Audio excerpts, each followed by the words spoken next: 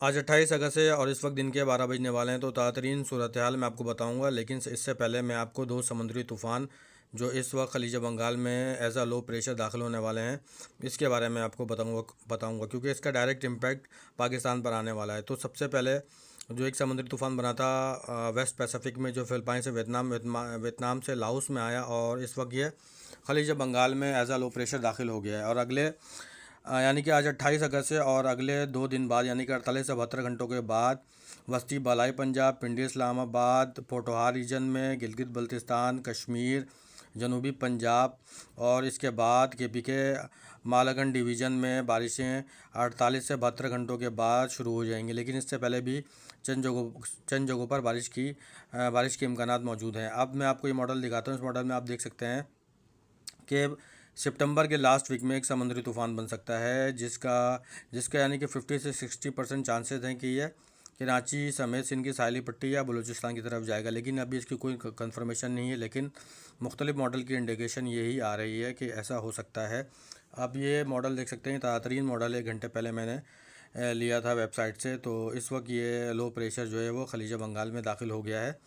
और अब मैं आपको मौसम की सही सूरत हाल बताता हूँ कि मौसम की सूरत हाल आने वाले अगले 48 से 72 घंटों के दौरान क्या रहने वाली है। तो अगले 48 से 72 घंटों के बाद गिलगित बल्तिस्तान में, कश्मीर में, इंडियन कश्मीर में भी, हिमाचल उत्तराखंड में भी बारिशें मतवक्को हैं। इसके साथ साथ वस्ती बलाई पंजाब, जनूबी पंजाब, पिंडी इस्लामाबाद, हज़ारा, मालकंड डिवीज़न में भी बारिश मतवक्को है और कुछ बारिशें बलूचिस्तान साइड पर भी नज़र आती हैं।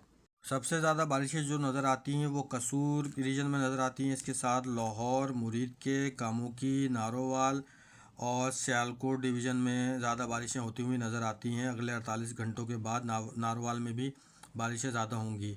इसके साथ साथ फैसलाबाद, शेखुपुरा, इसके बाद साहिवाल का एरिया है, कमालिया है, भाभरा है, हाफसाबाद है, मंडी बहाउद्दीन है, शेखुपुरा, जेलम, झंग, तहसील बरनाला, कलर सईदा, सरगोदा, फारूका, चिन्योट, फैसलाबाद, नूरपुर थल, और इसके बाद खानीवाल का एरिया, विहाड़ी, मुल्तान, डेरा गाजी खान, कोट अद्दूड और भक्कर लैया, इन जगहों पर, भावलपुर में, हासिलपुर में, मेलसी में, इन जगहों पर भी तेज़ मूसलाधार बारिश हो सकती है। जैसा कि ये मॉडल आप देख सकते हैं कि ये दूसरा जो है वो समुद्री तूफ़ान ये खलीज बंगाल की तरफ बढ़ रहा है। इसके बाद जैसे ये खलीज बंगाल में दाखिल होगा 3 से 4 सितंबर को, इसके बाद इसका जो डायरेक्शन बनती हुई नज़र आ रही है वो सिंध की जानिब बनती हुई नज़र आ रही है एज आ लो प्रेशर के।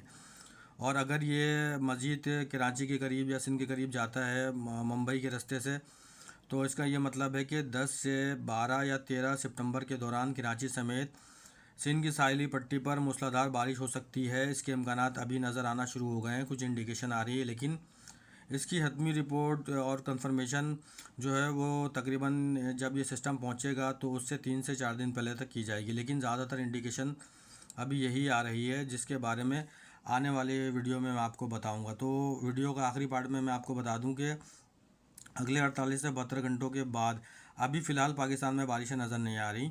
48 से 72 घंटों के बाद एक समुद्री तूफ़ान जो लो प्रेशर की सूरत में खलीज बंगाल में दाखिल हुआ था, वो पाकिस्तान के वस्ती बलाई हिस्सों में, पिंडी इस्लामाबाद, हज़ारा, मालाकंड डिवीज़न में, पोठोहार रीजन में बारिशें दे सकता है।